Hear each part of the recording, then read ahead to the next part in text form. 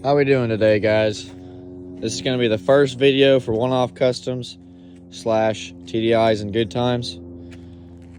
Just kind of going through the fleet and what the plans are. We've got some motorcycles in the garage, some pit bikes, a Harley, Grom, stuff like that, but this is probably going to be the main portion of this channel. This is a daily. It's a 13 Jetta with a CJAA and the 6MT in it.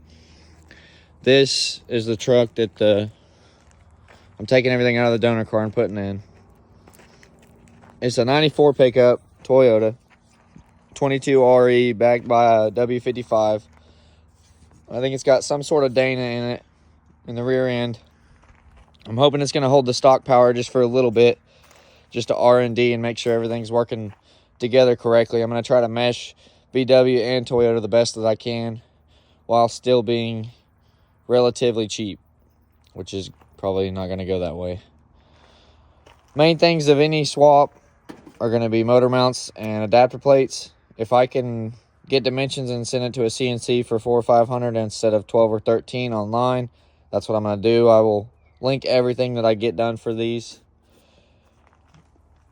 I've been looking forward to this for years. I finally pulled the trigger. Got a really good donor car. The end plans for this guy are probably going to be a flatbed and a dually rear end. Probably going to be on bags. If I, by the grace of God, find a factory Toyota dually bed for these trucks, I'll put it on there.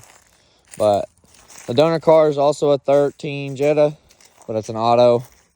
So I don't know if that's going to be an issue ECU-wise, putting that in the pickup, but we'll figure that out when we get there. I just wanted to get a rough draft to put on YouTube before I pulled everything. I'm going to pull everything out of here. I'm even going to try to retain the factory radio and put it in my truck because it's a lot better and I'm not going to have to deal with anything to do with wiring. I can just pull this whole dash out. It was a Texas car, 122,000 miles. Even with the damage, somehow the airbags didn't go off, so that's really cool. But it got smoked. The interior is in fantastic condition. Some of this stuff's going to go to my car, my personal daily. 122,000 miles. I got a smoking deal on it. No injector pass-through leaks. I haven't done a DPF test or anything on it or plugged the scanner into it. I'm sure it's going haywire because it doesn't have any coolant or the sensor's not plugged in. And no boost pressure, so it's really not happy about that. But as far as everything else, I mean, there's no major oil leaks. Oil filter housing. Looks like the major part's probably from the transmission side. We won't know until we pull it out.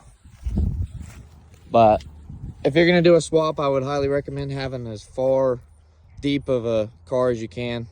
I'm going to pull the tank and everything off here so you got the in-tank lift pump and everything else that you would need.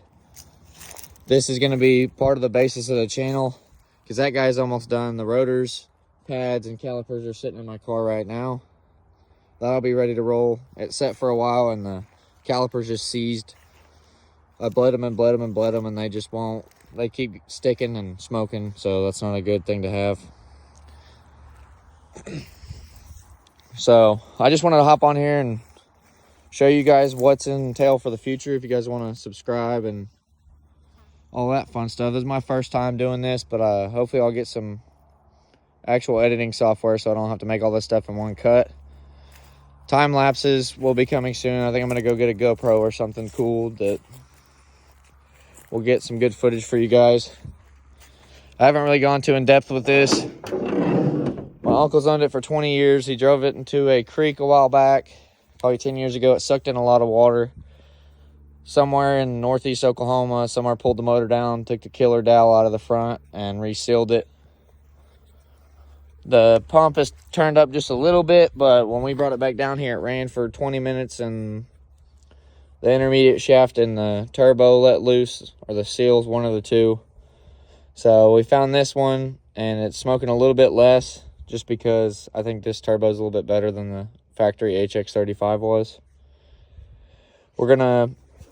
we've done a lot of stuff to this. We put a new rear end. Someone told us that it was a 410, or not a 410. We took a 410 out. They told us that it was a 354, which, I mean, to their benefit, it did come out of an auto truck.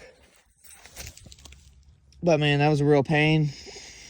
It's only got one shock underneath it because I'm sure you know how O'Reilly's works most of the time. We got a defective one, so that's fun. It's just an old Bubba truck. Getting it back on the road. We should have went with Kryptonite, but we were just trying to get it back on the road. But it's got upper A-arms on both sides, shocks, springs, all new ball joints. The only thing we didn't change was the steering link right there. Did a redneck alignment on it, sent it down the road. Oil pan gasket, but you know, if a Cummins ain't leaking oil, it don't have no oil in it. We gotta figure out where that's coming from and probably drop the pan again and put some better sealing in the corners of the pan. Even the newer ISXs and heavy-duty commercial ones do the same thing. You got to really put some good stuff on there to seal it. I think that's about all that I've got for you guys today. If you guys can recommend a good aftermarket radiator for the truck and fans that I can just splice into the factory VW system, that'd be cool. But yeah, I hope you guys enjoy. During the week, I've got work, so I doubt a whole lot's going to be getting done then. I might try to get a little bit done tonight. But I will see you guys here in a little while.